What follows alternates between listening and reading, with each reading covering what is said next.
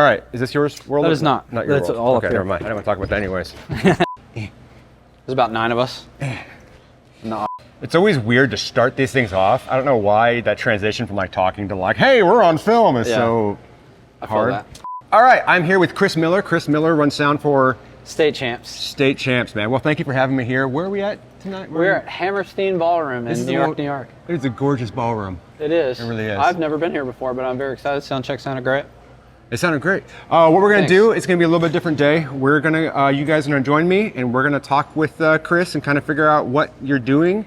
Yeah. You run sound apparently, right? I do. I have gone through, I used to production manage this band and I ended up working for some other bands for a minute and I kind of come back when I can. That's something to ask you. How'd you get into running sound? Oh, okay. My first tour was with a band called Issues. Okay. Their drummer, Josh Manuel, was, we used to record country records together. I play guitar. And he joined that band and they needed a monitor guy and I did that. And then on my first tour, I met State Champs and we all became best friends and I've been doing that pretty much since then. And how long have you been with State Champs for? I started in 2014. I did all the gigs until about 2019. And then I did Neck Deep for a couple of years and I did Black Bear for a few years and Arlo Parks and 5 Seconds of Summer and some other bands. Okay. What got you into running sound? I play guitar with a friend of mine named Josh Manuel, and he got a gig with a band called Issues. Okay. I started touring with them summer of 2014. So you went from playing guitar to just running sound? I was MDing a church, and we had a lot of really good guitar players, but we didn't have any good audio people. Cool. And I found that a little frustrating. So I was like, I'll just get my hands dirty and learn how to do it. And like a year later, I got my first tour. That's awesome. That's awesome. And you got with State Champs from, you said again? From then, summer 2014 until now, kind of on and off. Awesome. Awesome. Mm-hmm. So I see you're here with an Alan and Heath. Yes. Live. I have a 1500 here at front of house. C1500 non-TI, pre-TI actually. Okay. And it sounds great. We're batting 1,000 with it. Never had a bad show. Why the D Live? Did you start off with the D Live? Did you? No. Did you start off on analog and when you very first started, or have you been digital your entire career? I learned on a VI1, and my first tour was, I think there was an M7, a PM5, a Profile, and a Pro 2. Okay.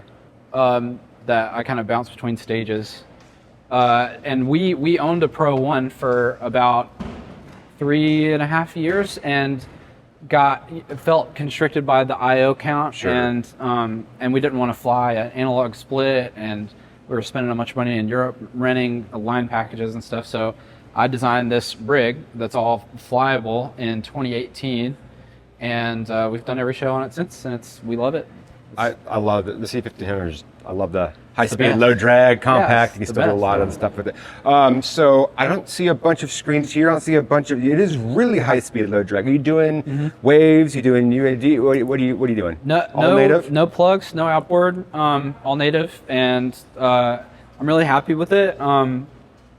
I owned and toured a Neve Master Bus processor for a while that I really liked. I just don't have it on this. Okay. But yeah, I just have my laptop for multi-track and a Waze card, and that's it. Okay. So you guys have direct support on this tour, correct? Yes, Boys Like Girls, who are on an S5K, yeah. And they have, I think, a DM48 on stage. Okay. And he's running Waves and Live Professor with UAD. Okay. Now tell me, do you guys have a system engineer for this one? No. Do you do the tuning? Someone else do the tuning? Andy, the front of house guy for Boys Like Girls is an incredible system engineer. Okay. Toured with the Pixies at the SE for like 6 years, I think. Okay. So I'm running through his processing, and then I do some slight box adjustments after that. Okay. Tell me, what's your approach to doing sound check? Do you do peak? Do you do a song? Do you do both? I do both. I just as a routine have a comfortability point with a few songs. What's your songs? What's your go-to? My main one for the last few years has been "Girl" by Maren Morris, okay. which sounds unbelievable. Okay. And on this tour, I've been using the Dan and Shay self-titled record, which I think has my favorite vocal sounds like of all time. And then I'll run a song just to, honestly, he's such a good SC that I don't really have to mess with it too much. And then I'll virtual for a bit, a song or two, and then we run. But I find that most of the work is in the prep for me. Sure. Just a good set of studio monitors and a good room for a couple days before the tour makes a big difference. Sure. Cool. Well, can we take a peek up on stage and monitors? Can you show me what we got going on over there? Let's do it. All right. All right, we are, another small console. I love this. Everything flies. SQ5. Oh, so it's all fly right? It all flies. Really? Everything except stands. It flies in. Is this your A rig? Do you have A rig, B rig? Yes. C rig? No, we just have one rig. It all flies. And we have these live-in cases where the fly racks slide in for the US. And then for anything international, we just pull them out and fly with Pelicans. So we're running a DM0. And we have a Giga Ace card in here to split digitally to the SQ5, which is our monitor desk. And then we have UR4 for vocal wireless into an Apollo Twin for tune and some sauce vocal chain. And PSM 900s, which are fantastic and sound great. We're running all QLX for guitar wireless. Okay. And we just switched to Neural Quad Cortex, which we love and sounds great. Cool. It's all MIDI fired from playback. I love the Akai here. Is this for your I can't even think of the word for it right now. Playback control? Playback, yeah. Yeah. So we're controlling here through the Play Audio. And then the Play Audio hits the Mio, which fires MIDI for all the neurals. And then also Ableton fires MIDI for UAD console, which I have some song-to-song vocal changes in UAD console. I love the gear choice you guys have done here, and I love that it kind of shows you don't have to spend a ton of money to do something and do it well. You can tell you're really strategic with what you placed and how you did it. And you can tour and you can do larger shows with a smaller platform for it. You don't need the big Digicos. You don't need a big, tons of racks with it. But all in-ears? Yeah, but running all PSM 1000s. Yep. So no wedges at all? No. Cool. No, we don't have. We don't run a butt kicker. I think we're set up to do side fills if they're there, but we don't usually use them. Okay. In 2018, we were renting Midas stuff. We owned a Pro 1 in the States, and we were renting a Pro 2 in other countries. And I did the math on how much we were spending renting on international tours, and I was like, just on international tours, we can pay for this whole rig in a year. And we did, and that was 5 years ago, and it's still great. Band owned? Yeah. Oh, that's awesome. Yeah, they saved probably $100,000 at this point. I bet. This is an awesome setup, really. Okay, so is everything home run here, or is there stage boxes, or where do we run off the DM0. We have 3 DX168s. One lives in this. This is our guitar rig mother case. All the 168 stays patched here, and then playback is all patched in the monitor case here, and then we have a drum 168 right over here. So our whole stage patch is just 2 Ethernet cables, a drum loom, and then we have a downstage little 6-channel for vocals, and that's it. Everything else stays patched in the rack. That is awesome. Microphones, what are we using? We have 58s for main vocals. I love 58s. Some opto gates. Yeah, with opto gates. Is that for talkback, or is that just for? No, they're for BGVs. I find that these are the in-ear versions that only do I think 12 dB of gate. I find that the cymbals don't collapse my stereo image nearly as much. My mix is a lot wider and has more space in it. Yeah. I really love the opto gates. I hate doing gigs without them. For those of you who don't know what an opto gate is, can I take it off? Yeah, of course. Opto gate is really cool because it's an infrared sensor that has a gate to it, and you can set the distance for it to where it'll open based upon how close your face is to it. So if your face is further away, it'll stay muted. If you bring your face closer, it'll be unmuted. Yeah. Really cool things.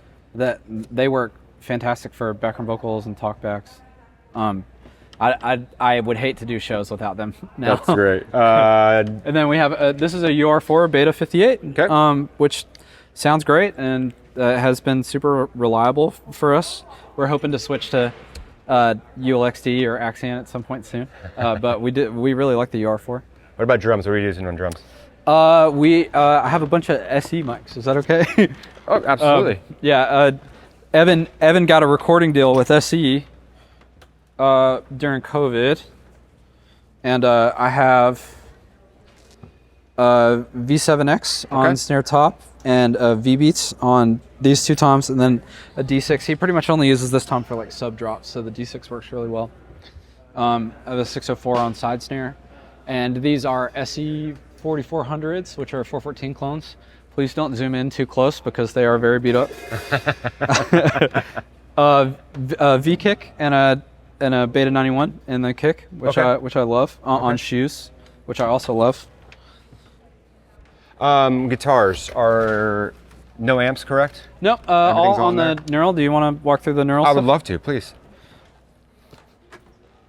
So we have all our racks were wired by BTPA, who shout out to Brad at BTPA. They're fantastic. They actually built our whole rig in 2018, rack panels and stuff. So we're QLX wireless here. This is a Mio to receive Ethernet MIDI from playback. And then we have redundant neural quad cortexes powered by Seox with the little Crux adapter. And we have these two redundant guys going through this radial backtrack, which is an AB switcher, so we can use the same XLR lines for main and backup. And then this is the bass one here. Right now this acts as a backup for both, but we're going to expand to having a bass backup in the new year. And you designed all of this? Yes, built by BTPA, and I designed it. Yeah. Designed by you. Yeah. That's awesome. It's been really great, man. So the biggest question I get from all my viewers is, how do I do it? Who's hiring? How can I get involved? Who's hiring? How can I get involved? So I guess let me ask you what everybody else has been asking. What would be your advice to get involved? Because this can seem very daunting to a lot of people. And I know you didn't just start playing guitar and then setting up an entire stage setup for this band. Mm-hmm. I know it was a process, but what was your trajectory into getting to this? And what advice would you give to either yourself or the new people of like, hey, I want to do this? Well, like you said, it is a lot and it's daunting, and like backline and playback and audio are all just kind of, the lines blur a lot, and you kind of just need to get your hands dirty, and and it's going to be hard in the beginning, it's going to be overwhelming in the beginning, there's so much to learn, but everybody starts somewhere. Get in at a production company, or Blackbird in Nashville is a great place to go, and just get your hands dirty on some consoles and go, and you're not going to be good for a while, and that's okay. And I think that's what most people are the most intimidated by, is they don't want to go and suck or fail, and it's like everybody sucks when they start, and everybody has bad shows when they start, and that's fine. Bad shows happen to the best audio engineers in the world.